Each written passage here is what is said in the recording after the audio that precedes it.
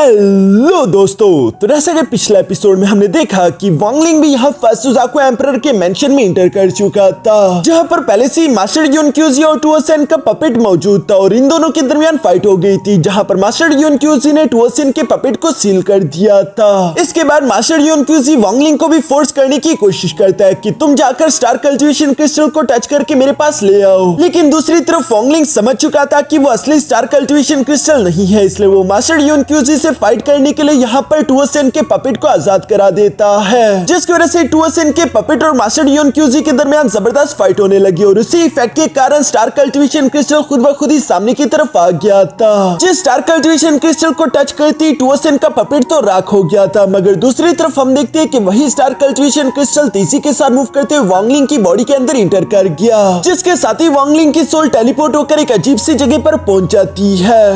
अब आगे तो नेक्स्ट एपिसोड की शुरुआत यहाँ पर बिल्कुल उसी सीन से शुरू होती है, जहाँ वांगलिंग टेलीपोर्ट होकर एक अजीब सी जगह पर पहुंच गया था। तभी अचानक उसे पीछे से किसी की आवाज सुनाई दी, जो कि कह रहा था कि आखिरकार तुम यहाँ पर आ गए, मैंने तुम्हारा काफी अरसे से इंतजार किया। ये असल में कोई और नहीं बल्कि फर्स्ट सुजाकू एम्परर मास्टर यी वुई था, जिसे देखकर तो वांगलिंग भी थोड़ा सा सरप्राइज हो जाता है और वो मास्टर यी वुई के पास आते हुए सवाल करके पूछता है कि सीनियर आखिर आपके कहने का मतलब क्या है, जिस पर मास्टर यी वुई समझाते हुए कहता है कि सुजाकू एम्परर बनने के लिए हमेशा पहले सुजाकू एम्परर अपने सक्सेसर को चूज करता है, जिसको वो अपनी इनहेरिटेंस पास करेगा, उसके बाद ही अगला सुजाकू एम्परर बनेगा। लेकिन सम टाइम जब कोई Suzaku emperor star cultivation crystal को डिस्ट्रॉय करने की कोशिश करता है, तो उस टाइम पर स्टार कल्टिवेशन क्रिस्टल खुद ही एक्टिवेट होकर अपना अगला मास्टर चूज कर लेता है और इस बार स्टार कल्टिवेशन ने अपने मास्टर के तौर पर तुम्हें चूज किया है, यानी कि तुम अगले सुजाकू एम्परर बनोगे। जो कहती मास्टर यी वुई ने सुजाकू सील निकालते हुए तीसरे से वांगलिंग की बॉडी की तरफ थ्रो कर दिया, जिस सील के बॉडी पर लगते ही वांगलिंग के माथे पर एक मार्क बन चुका था, साथ ही साथ उसे बहुत ही ज्यादा तकलीफ हो रही थी। जबकि दूसरी तरफ यहाँ बाहर हम देखते हैं कि वांगलिंग के असली बॉडी के आसपास भी सुजाकू एम्परर का ऑरा समन होना शुरू हो गया था, जिसे मास्टर योनक्यूजी महसूस कर लेता है और वो हैरान होते हुए कहता है कि आखिर ऐसा कैसे हो सकता है, वांगलिंग के पास अचानक से सुजाकू एम्परर का ऑरा कहां से आ गया। दूसरी तरफ हम देखते हैं कि सुजाकू सील का ये ऑरा काफी ज्यादा डेंजरस था, जो कि उस मेंशन को तोड़ते हुए यहाँ वांगलिंग को फ्लोट करवाते हुए हवा में ले आया था, जहां से बाकी के सब लोगों को भी वांगलिंग दिखाई दे देता है और वो लोग हैरान होते हुए कहते हैं कि आखिर ये कैसे हो सकता है। सबसे बड़ा झटका तो मिस लिमी और कियानफेंग को पड़ा था, जहां पर कियानफेंग गुस्सा होते हुए कह रहा था कि ये इम्पॉसिबल है, बिना सुजाकू एम्परर के ब्लेसिंग के आखिर ये अगला सुजाकू एम्परर कैसे बन सकता है। यहाँ जब सब लोग हैरानगी के साथ वांगलिंग को सुजाकू एम्परर बनता हुआ देख रहे थे, तभी अचानक हम वहां पर एक मास्क वाले आदमी को भी देखते हैं, जो कि धीरे धीरे सामने की तरफ आते हुए कह रहा था कि 14 सुजाकू एम्परर्स के जनरेशन के बाद ये वो पहला सुजाकू एम्परर है जिसे खुद स्टार कल्टिवेशन क्रिस्टल ने चूज किया, और ये लड़का है ही इतना बड़ा जीनियस कि इसके अगला सुजाकू एम्परर बनने में मुझे कोई भी हैरानगी नहीं हो रही। दूसरी तरफ हम देखते हैं कि यहाँ फर्स्ट सुजाकू एम्परर के सामने वांगलिंग की सोल मौजूद थी, जहाँ पर फर्स्ट सुजाकू एम्परर वांगलिंग से कह रहा था तो बताओ क्या तुम अगले सुजाकू एम्परर बनने के लिए तैयार हो। अगर तुम सुजाकू एम्परर बनना चूज कर लेते हो तो उसके बाद तुम्हें सुजाकू प्लेनेट की हिफाजत करनी होगी और अपनी पूरी की पूरी जिंदगी यहीं पर रहना होगा, जब तक तुम्हारा लाइफ स्पैन खत्म ना हो जाए और तुम यहाँ से वॉइड में ना चले जाओ। ये बातें सुनते हुए वांगलिंग की सोल जवाब देते हुए कहती है कि नहीं, मुझे ये मंजूर नहीं। जो सुनकर तो फर्स्ट सुजाकू एम्परर थोड़ा सा हैरान हो गया था और वो वांगलिंग से सवाल करते हुए कहता है कि आखिर तुम क्या कह रहे हो, क्या तुम जानते भी हो कि सुजाकू एम्परर के टाइटल के लिए लोग कितना तरसते हैं। सुजाकू एम्परर बनने की वजह से तुम्हें लाखों या फिर हजारों लोगों की रिस्पेक्ट मिलेगी, तुम इस पूरे के पूरे सुजाकू प्लेनेट पर राज करोगे। यहाँ पर वांगलिंग को वो सब दिखाया भी जा रहा था, साथ ही साथ मास्टर यी वुई वांगलिंग को बताते हैं कि सुजाकू एम्परर बनने की वजह से तुम्हें कई सारे कीमती ट्रेजर्स मिल जाएंगे। इन सारे के सारे ट्रेजर्स को वांगलिंग भी देख रहा था। साथ ही साथ मास्टर यी वुई कहते हैं कि अगर तुमने इन ट्रेजर्स को एक्सेप्ट कर लिया, उसके बाद तुम्हारे इस कल्टिवेशन के रास्ते में कोई भी रुकावट नहीं आएगी, इस प्लेनेट पर कोई भी नहीं होगा जो कि तुम्हारा मुकाबला कर सके। मगर दूसरी तरफ हम देखते हैं कि वांगलिंग को अपने सामने एक गेट दिखाई दे रहा था, जिसकी तरफ वांगलिंग धीरे धीरे बढ़ने लगा।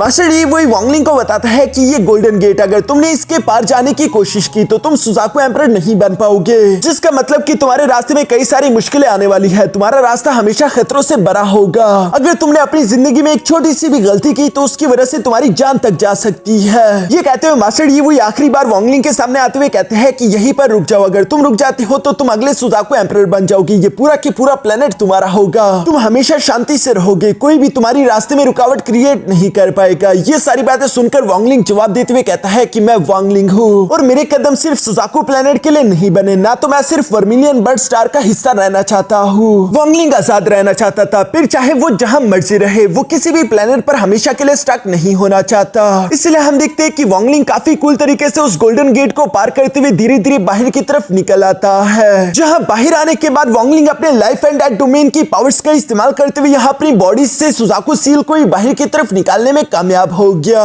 ये सब देखकर तो मास्टर इवोई भी काफी ज्यादा हैरान हो गए थे कि आखिर ये लड़का है क्या जिसने सुजाकू एम्परर के टाइटल तक को नकार दिया। लेकिन फिर वो आखिरकार अपने सुजाकू सील को वापस लेते हुए कहते हैं कि चलो ठीक है, हर एक इंसान की अपनी किस्मत होती है और दूसरों की किस्मत को फोर्स करके उन पर नहीं थोपना चाहिए। ये सब सुनते हुए सामने की तरफ मौजूद वांगलिंग भी मास्टर इवोई से सवाल करते हुए कहता है कि मैं तो बस सिर्फ यहाँ पर आया हूँ ताकि मैं अपने सोल के टुकड़े को हासिल कर सकूं। क्या आप मुझे बता सकते हैं कि मैं अपने सोल के टुकड़े को कैसे ढूंढ सकता हूँ? इस पर मास्टर इवोई वांगलिंग को जवाब देते हुए कहता है कि अपने सोल डेस्टिनी को ढूंढने के लिए तुम्हारे पास दो तरीके हैं, जिनमें से पहला तरीका तो यह है कि तुम इस सुजाकू टॉम के अंदर भटकते रहो और तुम्हारे सामने जो भी सोल स्पिरिट आए तुम उससे बारी बारी करके डिस्ट्रॉय करते रहो, इसी उम्मीद में कि तुम्हें किसी न किसी जगह तो अपने सोल का टुकड़ा मिल जाएगा।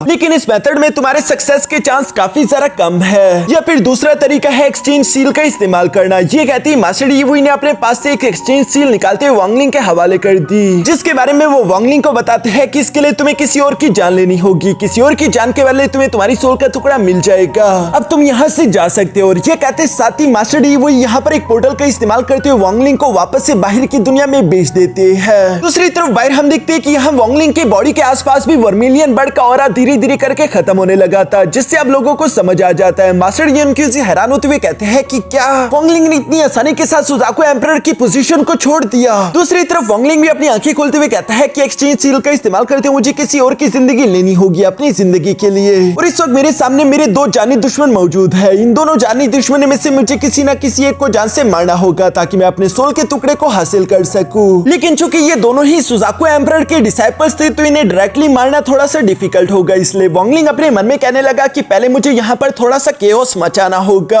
ताकि जब सब लोग हड़बड़ी में यहाँ वहाँ लड़ रहे होंगे तो मैं उसी मौके का फायदा उठाकर यहाँ सुजाकू एम्परर के डिसाइपल पर हमला करके उसे जान से मार सकूं। ये सब सोचते ही वांगलिंग फौरन अपनी बॉडी से स्टार कल्टिवेशन क्रिस्टल को बाहर की तरफ निकाल लेता है और वांगलिंग कहने लगा कि अभी स्टार कल्टिवेशन क्रिस्टल का मुझसे कोई लेना देना नहीं, तो इसे तुम में से जो चाहे वो हासिल कर सकता है और जिससे भी ये स्टार कल्टिवेशन क्रिस्टल मिलेगा वो अगला सुजाकू एम्परर भी बन सकता है। ये बात तो जब वहां पर मौजूद लोगों ने सुनी, उन सब लोगों की आंखें पटी की पटी रह गई और वो लोग तेजी से स्टार कल्टिवेशन क्रिस्टल की तरफ बढ़ने लगे, क्योंकि ये इन सब के लिए ही एक सुनहरा मौका था। आखिर सुजाकू एम्परर कौन नहीं बनना चाहता। इसके लिए तो सब लोग ही फाइट करने के लिए तैयार थे। सबसे ज्यादा उतावला तो कियान फेंग था और वो तेजी से आगे की तरफ बढ़ने लगा, जहां पर वो खुद से बाकी सब लोगों को दूर हटाने के लिए फौरन से सुजाकू मिस्टिक फॉर्मेशन एक्टिवेट कर देता है, जिसकी वजह से कोई भी कियान फेंग के पास नहीं आ पाएगा और वो यहाँ स्टार कल्टिवेशन के पास पहुंचकर उसे अभी पकड़ने ही वाला था। लेकिन दूसरी तरफ मास्टर यूनक्यूजी तो काफी ज्यादा ताकतवर थे। वो तेजी से यहाँ पर आते हुए कहते हैं कि कियान फेंग वो स्टार कल्टिवेशन क्रिस्टल मेरा है। ये देखकर कियान फेंग अपने वर्मिलियन फ्लेम बर्ड का इस्तेमाल करते हुए मास्टर यूनक्यूजी पर हमला करने की कोशिश करता है, जिससे मास्टर यूनक्यूजी ने डिस्ट्रॉय कर दिया था।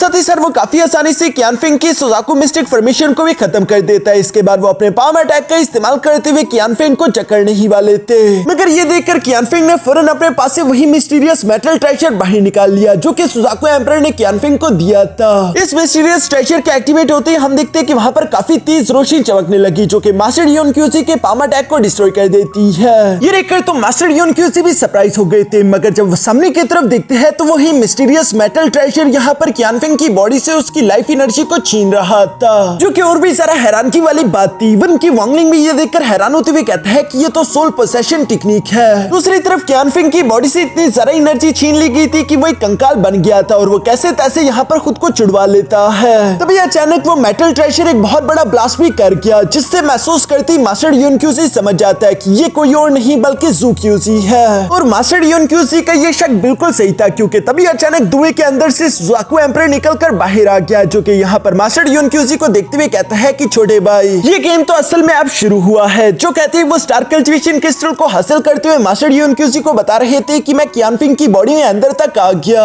ताकि मैं और तुम यहाँ पर दोबारा से मिल सके। क्या तुमने सच में सोच लिया था कि मैं सुजाकू प्लेनेट को इतनी आसानी के साथ अपने हाथों से जाने दूंगा? ये कहते हुए गुस्से के साथ अपनी एनर्जी अनलीश करने लगा। दूसरी तरफ मास्टर योन क्यूजी कहता है कि तुमने सोल पोसेशन टेक्निक का इस्तेमाल किया और साथ ही साथ अपने डिसाइपल की ही ब्लड और फ्लैश को निकल कर तुम अपने लाइफ स्पैन को दोबारा से ठीक कर चुके। तुम वाकई में बहुत बड़े कमीने हो, लेकिन तुम्हारी इन्हीं टेक्निक्स की वजह से मैं तुम्हें एडमायर करता हूँ। और इसी के साथ हम देखते हैं कि मास्टर योन क्यूजी और ज़ू क्यूजी के दरमियान स्टार कल्टिवेशन क्रिस्टल को लेकर फाइट होने लगी, जिसकी वजह से चारों तरफ काफी ज्यादा तबाही मच रही थी। इसलिए वहां पर मौजूद जितने भी नॉर्मल इमोर्टल कल्टिवेटर्स थे वो तो घबराकर वहां से दूर जाने लगे। इवन की दूसरी तरफ कंकाल बना हुआ क्यानफेंग भी याद कर रहा था कि कैसे उसके मास्टर ने उसे ये ट्रेजर दिया था और उन्होंने क्यानफेंग से कहा था कि सुजाकू टॉम के अंदर अगर तुम्हारी जान खतरे में आई तो इस ट्रेजर का इस्तेमाल करना, इसे एक्टिवेट करती तुम्हारी जान बच जाएगी। लेकिन असल में वो सारी की सारी चाल थी, मेरा मास्टर तो मुझे ही ड्रेन करना चाहता था। ये सब कहते हुए क्यानफेंग गुस्सा होते वहां से आगे की तरफ बढ़ने लगा। तभी अचानक वांगलिंग की नजर उस पर पड़ गई, जो कि क्यानफेंग का शिकार करना चाहता था ताकि वो अपने एक्सचेंज सील का इस्तेमाल करते हुए खुद के सोल के टुकड़े को ढूंढ सके। और ये तो और ज्यादा अच्छा हो गया कि क्यानफेंग अब कमजोर हो चुका है, इसलिए वो क्यानफेंग की तरफ बढ़ने लगा। दूसरी तरफ हम क्यानफेंग को देखते हैं जो कि वहां से दूर जाने की कोशिश कर रहा था और वो अपने मन में कहता है कि इस तरह के ब्रोंज मेटल ट्रेजर को बनाने के लिए तो कई साल लगते हैं। कहीं ऐसा तो नहीं कि सुजाकू एम्परर बचपन से लेकर अब तक मुझे सिर्फ इसलिए पाल रहा था ताकि वो एक दिन मेरी बॉडी पर कब्जा कर सके। ये सब कहते हुए क्यानफेंग को ज़ू क्यूजी पर काफी ज्यादा गुस्सा आ रहा था और वो उसे इसी तरह से गालियां देते हुए धीरे धीरे आगे की तरफ बढ़ता जा रहा था, जबकि साथ ही साथ वो अपनी सोल एनर्जी को रिकवर करने के लिए कुछ पिल्स भी खा लेता है। यहाँ जब वो ये सब सोचते हुए आगे की तरफ बढ़ ही रहा था तभी अचानक उस पर कोई हमला कर देता है और वो देखता है कि ये आदमी असल में कोई और नहीं बल्कि वांगलिंग है, जो कि अपने हाथ में सोल रिफाइनिंग फ्लैग को लेते हुए क्यानफेंग की तरफ देखते हुए कह रहा था कि मरने के लिए तैयार हो जाओ। जो कहते साथ ही वांगलिंग ने अपने सोल रिफाइनिंग फ्लैग के अंदर से कई सारी सोल्स को क्यानफेंग को मारने के लिए सामने की तरफ भेज दिया, जिन्हें अपनी तरफ बढ़ता हुआ देखकर दूसरी तरफ क्यानफेंग भी फौरन अपने फैन ट्रेजर को बाहर की तरफ निकाल लेता है, जिसे उसने अपने खून से एक्टिवेट कर दिया और उसके सिर्फ एक ही अटैक से वो वहां पर मौजूद कई सारे सोल्स को डिस्ट्रॉय करके यहाँ से दूर भागने लगा। इवन कि वो एक पोर्टल का इस्तेमाल करते हुए यहाँ से भागना चाहता था, लेकिन दूसरी तरफ वांगलिंग फौरन से उसके सामने आते हुए उस पर एक स्लैश अटैक लगाते हुए उसे पीछे हटने पर मजबूर कर देता है। और साथ ही साथ वांगलिंग ने क्यानफेंग को जान से मारने के लिए अपने डिवाइन एक्स अटैक को भी रेडी कर लिया था, जिसे अपनी तरफ बढ़ता हुआ देखकर दूसरी तरफ क्यानफेंग एक ट्रांसफॉर्मेटिव टूल का इस्तेमाल करता है, जो कि वांगलिंग के डिवाइन एक्स की फॉर्म ले चुका था और ये दोनों अटैक एक दूसरे से टकराते हुए हवा में चकनाचूर हो गए, जिसके इफेक्ट के कारण वांगलिंग भी पीछे की तरफ दिखे लग गया और वो अपने मन में कहने लगा कि ये सुजाकू एम्परर का डायरेक्ट डिसाइपल है, इसलिए इसे मारना इतना आसान काम नहीं। लेकिन वांगलिंग को भी आसान काम आखिर पसंद कहा। हम देखते हैं कि वांगलिंग ने अपने पास से 5 फ्लाइंग सोर्ड्स बाहर निकाल लिए थे, जिन्हें वो तेजी से सामने की तरफ भेजते हुए यहाँ क्यानफेंग पर हमले करवाने लगा। और ये फ्लाइंग सोर्ड्स काफी ज्यादा तेज थे, जो कि क्यानफेंग को हिट करते हुए अचानक से इंजर्ड करते हुए नीचे की तरफ गिरा देते हैं। साथ ही साथ हम देखते हैं कि इन 5 फ्लाइंग सोर्ड्स ने क्यानफेंग को चारों तरफ से गिरते हुए अचानक से उसके आसपास से एक फॉर्मेशन भी क्रिएट कर दी थी, जो कि एक सीलिंग फॉर्मेशन था। और वांगलिंग यहाँ पर अपने सोल रिफाइनिंग फ्लैग का इस्तेमाल करते हुए अचानक उसे एक्टिवेट कर देता है। इस टेरिफाइंग फॉर्मेशन को अपने आसपास बनता हुआ देखकर तो क्यानफेंग भी काफी सारा घबरा चुका था और वो गुस्सा होते हुए वांगलिंग से सवाल करते हुए कहता है कि वांगलिंग, आखिर तुम मुझे जान से ही क्यों मारना चाहते हो? तुम मेरे पीछे क्यों पड़े हो? ये सुनकर वांगलिंग सिर्फ एक ही हाथ की पावर का इस्तेमाल करते हुए यहाँ उस पर सील का प्रेशर लगाने लगा। साथ ही साथ वांगलिंग उसे कूल तरीके से जवाब देते हुए कहता है कि तुम्हें मारने के लिए मेरे पास कई वजह है। पहली वजह तो ये कि अगर मैं तुम्हें जान से मारूंगा तभी मुझे मेरी सोल का टुकड़ा मिलेगा, और दूसरी वजह ये कि मुझसे रेड बटरफ्लाई ने रिक्वेस्ट करी थी कि मैं तुम्हें जान से मार डालूं। अब वैसे भी तुम्हारा खेल खत्म हो चुका है तो आसानी से अपनी मौत को एक्सेप्ट कर लो ताकि ये सब तुम्हारे लिए थोड़ा सा आसान हो जाए। ये सब कहते हुए अभी वांगलिंग यहाँ पर क्यानफेंग को जान से मारने ही वाला था।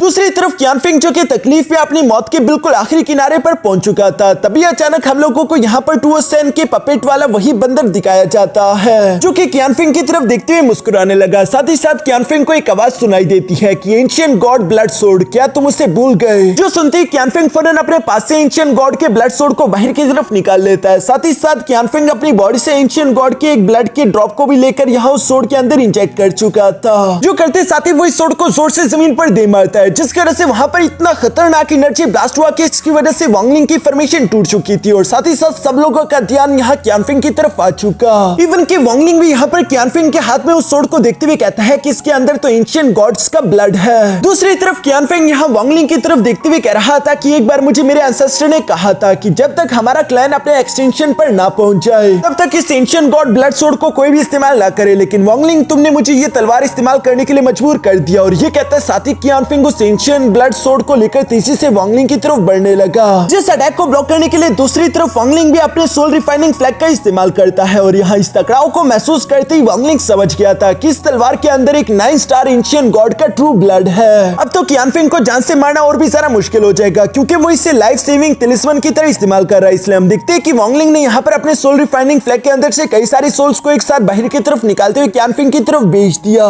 मगर इससे पहले कि वो सोल्स कियानफिंग को आकर टच भी कर पाती तभी अचानक वो बंदर ही इन दोनों के बीच में आते हुए वहां पर एक बहुत बड़ा खतरनाक एनर्जी ब्लास्ट कर देता है, जिसके इफेक्ट के कारण वांगलिंग और कियानफिंग दोनों ही पीछे की तरफ दिखेले गए और हमें देखने को मिलता है कि ये बंदर धीरे धीरे करके टुओसेन में ट्रांसफॉर्म हो गया, जिसे देखकर तो वांगलिंग परेशान होते हुए कहता है कि ये तो टुओसेन है और वो घबराते हुए यहाँ से भागने लगा। मगर दूसरी तरफ कियानफिंग टुओसेन को नहीं पहचानता था। वो हैरान होते हुए कहता है कि अब ये कौन सा मॉन्स्टर है। जो कहते हैं साथ ही वो अपने एंशिएंट गॉड ब्लड सोर्ड को लेकर तेजी से यहाँ टुओसेन पर हमला करने की कोशिश करने के लिए आगे की तरफ बढ़ने लगा। मगर दूसरी तरफ हम देखते हैं कि टुओसेन ने तो काफी आसानी के साथ सिर्फ एक ही हाथ से यहाँ पर कियानफिंग की तलवार को पकड़ लिया। दूसरी तरफ वांगलिंग जो कि यहाँ से दूर जाने की कोशिश कर रहा था, वो अपने मन में सोचते हुए कहता है कि अच्छा इसका मतलब कि वो ओल्ड मैन पपेट तो बस सिर्फ एक डिस्ट्रैक्शन था। टुओसेन की असली स्प्लिट कॉन्शियसनेस तो इस मंकी के अंदर थी। ये सब सोचते हुए वांगलिंग और भी ज्यादा रफ्तार के साथ वहां से जाने लगा, जबकि पीछे की तरफ हम देखते हैं कि टुओसेन ने तो आसानी के साथ अपनी एनर्जी को अनलीज करते हुए कियानफिंग को हिट करके नीचे की तरफ पटक दिया। साथ ही साथ टुओसेन कह रहा था कि मैं वैसे तो शुरू में इस मेथड का इस्तेमाल करते हुए डिसेंड नहीं होना चाहता था क्योंकि इसकी वजह से मेरी स्प्लिट कॉन्शियसनेस को भी डैमेज होता है, लेकिन मुझे मजबूरन इस डिसेंडेंट टेक्निक को इस्तेमाल करना पड़ा क्योंकि मैं जानता था कि मेरा पपेट ज्यादा कुछ काम का नहीं है। लेकिन देखो मेरी तो किस्मत चमक गई, जो मुझे एंशिएंट गॉड के ब्लड का ड्रॉप मिल चुका है। इसका इस्तेमाल करते हुए मैं खुद को ताकतवर कर सकता हूँ, जहाँ मैं इतना ज्यादा ताकतवर हूँ कि स्टार कल्टिवेशन क्रिस्टल को हासिल करना तो मेरे लिए जरा भी मुश्किल नहीं। ये कहते हुए टुओसेन काफी टेरिफाइंग एनर्जी अनलीश करने लगा। साथ ही साथ वो इवल्स की तरह जोर जोर से हंसते हुए कहता है कि हजारों सालों तक कैद रहने के बाद मैं टुओसेन एक बार फिर से गॉड बनकर आजाद हो जाऊंगा। वांगलिंग भी उसकी ये टेरिफाइंग हंसी सुन रहा था। तभी अचानक दूसरी तरफ टुओसेन की नजर भी वांगलिंग पर पड़ गई, लेकिन वो वांगलिंग को फॉलो नहीं करता बल्कि वो सिर्फ 2 ही उंगलियों की पावर का इस्तेमाल करते हुए वांगलिंग पर हमला कर देता है, जिस अटैक से टकराते हुए वांगलिंग इंजर्ड होकर नीचे की तरफ जा गिरा। साथ ही साथ टुओसेन उसे देखते हुए कह रहा था कि एक बार मुझे स्टार कल्टिवेशन क्रिस्टल मिल जाए, उसके बाद मैं तुमसे अपना हिसाब चुकता करूंगा। ये कहते हुए टुओसेन फरस से मास्टर योनक्यूजी और ज़ूक्यूजी के साथ फाइट करने के लिए चला जाता है ताकि वो स्टार कल्टिवेशन क्रिस्टल को हासिल कर सके। पीछे की तरफ जख्मी हालत में मौजूद वांगलिंग भी ये सब देखते हुए कहता है कि टुओसेन यहाँ पर आ चुका है, अब मैं यहाँ पर ज्यादा देर नहीं रुक सकता, मुझे जल्द से जल्द यहाँ से निकलना होगा। लेकिन उससे पहले वांगलिंग अपना अधूरा काम पूरा करने के लिए फौरन यहाँ कियानफिंग के सामने आ जाता है, जहाँ पर वांगलिंग ने अपने थंडर व्हीप को बाहर की तरफ निकाल लिया था और इसे एक्टिवेट करते हुए वो कियानफिंग से कह रहा था कि मरने के लिए तैयार हो जाओ। दूसरी तरफ कियानफिंग को तो वांगलिंग के अंदर रेड बटरफ्लाई दिखाई दे रही थी, जैसे कि यहाँ पर वांगलिंग नहीं उससे रेड बटरफ्लाई जान से मार रही हो और हम देखते हैं कि वांगलिंग सिर्फ एक ही थंडर व्हीप अटैक में यहाँ कियानफिंग पर हमला करते हुए उसे जान से मार डालता है, जिसकी बॉडी से उसकी सोल को बाहर की तरफ निकालने के बाद वांगलिंग एक्सचेंज सील का इस्तेमाल करते हुए उसकी सोल को अपने सोल के टुकड़े के लिए एक्सचेंज कर लेता है। साथ ही साथ कियानफिंग ने रेड बटरफ्लाई से जो उसके एलिमेंटल बीस्ट लिए थे वो भी यहाँ पर वांगलिंग ने उससे छीन लिए। और चूंकि वांगलिंग का सुजाकू टॉम के अंदर काम पूरा हो चुका था तो उसके लिए पीछे रुकने की कोई वजह नहीं थी और वो यहाँ से रवाना हो गया। जिसे जाता हुआ देखकर जीजिन भी फौरन से कियानफिंग की बॉडी के पास आ जाती है और वो कियानफिंग से कहने लगी कि तुमने ये सोचा भी नहीं होगा कि जिसे तुम अपना फर्नेस बनाना चाहते थे एक दिन वो तुम्हें ही डिवोर कर जाएगी। और ये कहते साथ ही जीजिन फौरन से एक रिवर्सल फर्नेस फॉर्मेशन को एक्टिवेट करते हुए यहाँ पर कियानफिंग की लाश से उसकी सोल एनर्जी खींचने लगी, जो सब वहीं पर मौजूद ज़ाबुताई भी देख रहा था और वो अपने मन में कहता है कि जीजिन के पास उसका पर्पल कोर है, जिसे ताकतवर करने के लिए मास्टर योनक्यूजी ने जीजिन को ये रिवर्सल फर्नेस टेक्निक सिखाई थी। इस टेक्निक के अंदर वो कियानफिंग के सोल ट्रांसफॉर्मेशन एनर्जी का इस्तेमाल करते हुए खुद के पर्पल कोर को ज्यादा ताकतवर कर रही है। दूसरी तरफ हम वांगलिंग को भी देखते हैं जो कि सुजाकू टॉम से निकलने के लिए यहाँ मास्टर सीटुनान की दी हुई जेट स्लिप को एक्टिवेट करने की कोशिश कर रहा था, लेकिन ये पोर्टल एक्टिवेट ही नहीं हो रहा, जो देखकर वांगलिंग समझ जाता है कि इसका मतलब कि सुजाकू टॉम ज़रा कोलैप्स कर चुका है, इसलिए मुझे इस पोर्टल को एक्टिवेट करने के लिए थोड़ी मुश्किल आने वाली है। यहाँ वांगलिंग जब ये सब सोच रहा था तो दूसरी तरफ हम देखते हैं कि टुओसेन ने यहाँ पर मास्टर योनक्यूजी और ज़ूक्यूजी दोनों के साथ फाइट करते हुए उन्हें आखिरकार हरा दिया, जिसकी वजह से स्टार कल्टिवेशन क्रिस्टल उससे मिल चुका था और साथ ही साथ उसकी नजर वांगलिंग पर भी पड़ गई, जो जो कि एक पोर्टल को एक्टिवेट करने की कोशिश कर रहा है। इसलिए हम देखते हैं कि टूअसन ने फौरन से वांगलिंग पर दोबारा से एक हमला चल दिया। जिस अटैक को अपनी तरफ आता हुआ देखकर वांगलिंग तेजी के साथ मूव करते हुए साइड हट जाता है, मगर इस अटैक के कारण हम देखते हैं कि मास्टर C2 नाम की देवी जेड स्लिप डिस्ट्रॉय हो गई। जबकि साथ ही साथ टूअसन भी स्टार कल्टिवेशन क्रिस्टल को रखते हुए वांगलिंग की तरफ देखते हुए कह रहा था कि वांगलिंग अब तुम्हारी बारी। जो कहते हुए टूअसन तेजी के साथ टेलीपोर्ट होते हुए वांगलिंग के पीछे आ गया, जहां पर वो एक पावरफुल पंच को रेडी करते हुए वांगलिंग पर हमला करने की कोशिश करता है, मगर वांगलिंग ने वक्त रहते हुए उस अटैक को डॉज कर दिया। साथ ही साथ वांगलिंग टूअसन से फाइट करने के लिए फौरन अपने डिवाइन एक्स को बाहर की तरफ निकाल लेता है, मगर हम देखते हैं कि ये डिवाइन एक्स तो टूअसन के सामने कुछ भी नहीं था। वो सिर्फ एक ही उंगली की पावर का इस्तेमाल करते हुए उस डिवाइन एक्स को डिस्ट्रॉय कर देता है। जो देखकर तो वांगलिंग को भी मजबूरन अपने 1 बिलियन सोल फ्लैग को बाहर की तरफ निकालना पड़ा, क्योंकि सिर्फ इसी ट्रेजर का इस्तेमाल करते हुए टूअसन का मुकाबला कर सकता है। यहाँ अपने आसपास इतनी सारी सोल्स को देखते हुए टूअसन भी वांगलिंग से इंप्रेस हो गया था और वो वांगलिंग से कहता है कि तुम्हारे पास कई सारे स्किल्स है। अब मैं समझ पा रहा हूँ कि तब के टाइम तो तुम बस सिर्फ फाउंडेशन बिल्डिंग लेवल के वॉरियर थे, तब भी तुम्हें एंशिएंट गॉड 2C की इनहेरिटेंस मेमोरी मिल गई। यहाँ पर टूअसन जब ये सब कह रहा था, तभी अचानक दूसरी तरफ हम देखते हैं कि वांगलिंग ने यहाँ पर मौजूद उन सारी के सारी सोल्स को एक साथ मर्ज कर दिया, जिसे अपने सामने बनता हुआ देखकर दूसरी तरफ टूअसन जवाब देते हुए कहता है कि अफसोस की बात कि अभी भी तुम मुझे हराने के काबिल नहीं हुए। वांगलिंग टूअसन की बातों पर ध्यान नहीं देता और हम देखते हैं कि उसने अपनी डिवाइन बॉडी के हाथ में एक बहुत बड़ा स्फीयर दे दिया था, जिसका इस्तेमाल करते हुए तेजी के साथ टूअसन पर हमला कर चुका। लेकिन टूअसन तो सिर्फ एक ही पंच में उस स्फीयर को डिस्ट्रॉय कर देता है और ये पंच इतना सारा खतरनाक था कि इसकी वजह से वो डिवाइन बॉडी भी डिस्ट्रॉय हो गई। जो देखकर तो वांगलिंग अपने 1 बिलियन सोल फ्लैग को लेकर वहां से भागने लगा, मगर पीछे की तरफ मौजूद टूअसन यहाँ वांगलिंग को भागने नहीं देने वाला था। वो मुस्कुराते हुए कहता है कि अब चलो भी अच्छे बच्चे की तरह मेरे पास वापस आ जाओ। ये कहती वो किसी तरह के सक्शन टेक्निक का इस्तेमाल करते हुए वांगलिंग को वापस से अपनी तरफ खींचने की कोशिश करता है, जिसे ब्लॉक करने के लिए वांगलिंग ने अपने सामने एक फॉर्मेशन बना दी थी, मगर टूअसन ने तो काफी आसानी के साथ उस फॉर्मेशन को भी डिस्ट्रॉय कर दिया, जिसे डिस्ट्रॉय होता हुआ देखकर वांगलिंग समझ गया था कि अब वो होल्ड बैक नहीं कर सकता, इसलिए वांगलिंग सोचने लगा। तभी अचानक वांगलिंग की नजर अपने पास ही मौजूद 1 लाख सोल रिफाइनिंग फ्लैग पर पड़ जाती है। ये वही सोल रिफाइनिंग फ्लैग है जिसके अंदर 1 लाख सोल्स और साथ ही साथ किलिंग ड्रैगन्स है, और वांगलिंग इसके फुल पोटेंशियल को इस्तेमाल करना चाहता था। इसलिए वांगलिंग ने उस 1 लाख सोल रिफाइनिंग फ्लैग को फौरन से सामने की तरफ थ्रो करते हुए उसके सारे के सारे सोल्स को एक साथ ही बाहर की तरफ समन कर लिया। जो सारे के सारे सोल्स चारों तरफ से टूअसन को घेर लेते हैं। साथ ही साथ वांगलिंग उन सोल्स को ऑर्डर देते हुए कहता है कि एक्सप्लोड, और वांगलिंग ने यहाँ पर जैसे उन सोल्स को फटने का ऑर्डर दिया तो वो सारी की सारी सोल्स तेजी के साथ मूव करते हुए यहाँ टूअसन की तरफ बढ़ने लगे, और जैसे ही वो टूअसन के पास आती सारी की सारी एक साथ फट गई। और चूंकि इनमें से कई सारे पावरफुल किलिंग ड्रैगन्स भी थे, तो इनके फटने की वजह से वहां पर एक बहुत ही ज्यादा टेरिफाइंग ब्लास्ट हो चुका था, जिस एनर्जी को महसूस करके तो वहां पर मौजूद सारे के सारे कल्टिवेटर्स तक घबरा गए थे। दूसरी तरफ जख्मी हालत में मौजूद वांगलिंग खुद से कह रहा था कि अगर मैं यहाँ से जिंदा बच गया तो मुझे इस 1 लाख सोल रिफाइनिंग फ्लैग को दोबारा से रिफाइन करना होगा, क्योंकि इसके 90% सोल्स डिस्ट्रॉय हो चुकी है। जबकि साथ ही साथ हमें उस बंदर की बॉडी भी दिखाई जाती है जो कि नीचे की तरफ पानी में गिर चुकी थी। मास्टर युनक्यूजी ये सब देखते हुए कह रहा था कि वो आदमी जिससे ज़ूक्यूजी और मैं दोनों मिलकर भी नहीं हरा पा रहे थे, उसे वांगलिंग ने अकेले ही जान से मार डाला। ये कितनी बड़ी बात है। दूसरी तरफ वांगलिंग धीरे धीरे वहां से पलटकर जाने लगा था, जबकि मास्टर ज़ूक्यूजी वांगलिंग से सवाल करते हुए कह रहा था कि स्टार कल्टिवेशन क्रिस्टल, आखिर स्टार कल्टिवेशन क्रिस्टल कहाँ गया। वांगलिंग तो उसे कोई जवाब नहीं देता, मगर तभी अचानक वांगलिंग को पीछे से एक आवाज सुनाई दी कि इस लेवल की पावर्स को हासिल करने के लिए वांगलिंग यकीनन तुमने काफी मेहनत की होगी। लगता है कि वांगलिंग मैंने तुम्हें पहले अंडर एस्टिमेट कर लिया था। ये सारी आवाज सुनती अचानक से हम लोगों को देखने को मिलता है कि एक एनर्जी बॉल धीरे धीरे निकलते हुए बाहर की तरफ आ गया, जो कि दोबारा से कंडेंस होते हुए यहाँ टूअसन का फॉर्म ले रहा था।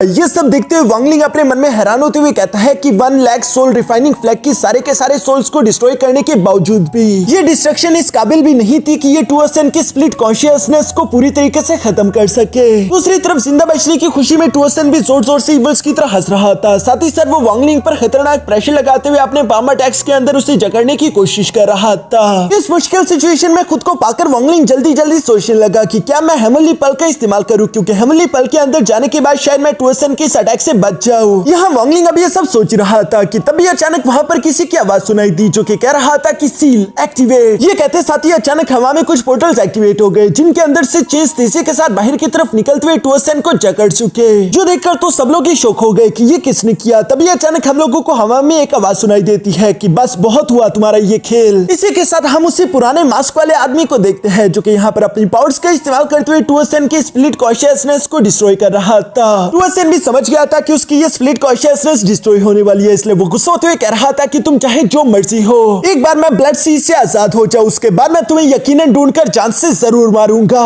मगर वो मास्क वाला आदमी उसकी बातें नहीं सुनता और वो यहाँ पर टूअसेन की स्प्लिट कॉन्शियसनेस को फौरन से डिस्ट्रॉय कर देता है, जिसके डिस्ट्रॉय होते साथ ही उसकी बॉडी से स्टार कल्टिवेशन क्रिस्टल और साथ ही साथ एंशिएंट गॉड ब्लड सोर्ड दोनों निकलकर बाहर आ गए। यहाँ वो mask man star cultivation crystal को अपने पास रखते हुए फौरन से दोबारा फर्स्ट सुजाकू एम्परर के मेंशन को रिकवर करने लगा। साथ ही साथ उसने एंशिएंट गॉड ब्लड सोर्ड को भी अपने पास रख लिया था, मगर वहां पर मौजूद सब लोग ही उसे हैरानगी के साथ देख रहे थे कि आखिर ये आदमी है कौन जिसने इतनी आसानी के साथ टूअसेन की स्प्लिट कॉन्शियसनेस को खत्म कर दिया। तभी अचानक वो मास्क वाला आदमी यहाँ पर ज़ू क्यूजी की तरफ देखते हुए कहता है कि ज़ू क्यूजी, यकीनन तुम्हें मालूम होगा कि तुम्हारी क्या गलती है। ज़ू क्यूजी भी उस आदमी को देखते हुए फौरन से समझ गया था कि ये कौन है, इसलिए वो उसे रिस्पेक्ट पेश करते हुए कहता है कि सीनियर प्लीज मुझे माफ कर दीजिए, मैं जानता हूँ कि मुझसे गलती हो चुकी, लेकिन प्लीज मैसेंजर मुझे एक और मौका दे। दूसरी तरफ मास्टर यून क्यूजी भी यहाँ पर मैसेंजर का वर्ड सुनकर हैरानगी के साथ देखते हुए कहता है कि क्या ये कल्टिवेशन अलायंस का मैसेंजर है। दूसरी तरफ कल्टिवेशन अलायंस का वो मैसेंजर भी यहाँ पर ज़ू क्यूजी को जवाब देते हुए कहता है कि तुमने स्टार कल्टिवेशन क्रिस्टल को डिस्ट्रॉय करने की कोशिश की, जो कि बहुत बड़ा जुर्म है। कल्टिवेशन अलायंस इस तरह की जुर्म को कभी भी माफ नहीं कर सकता, इसलिए तुम्हें मरना होगा। ये कहते साथ ही कल्टिवेशन अलायंस के मैसेंजर ने सिर्फ एक ही अटैक में यहाँ पर ज़ू क्यूजी की बॉडी को दोबारा से डेथ एनर्जी से भर दिया, जहाँ ज़ू क्यूजी खुद की तरफ देखते हुए समझ जाता है कि अब वो मरने वाला है, उसके पास दूसरा कोई रास्ता नहीं, लेकिन आखिरी दम तक वो अपनी एरोगेंसी नहीं छोड़ता।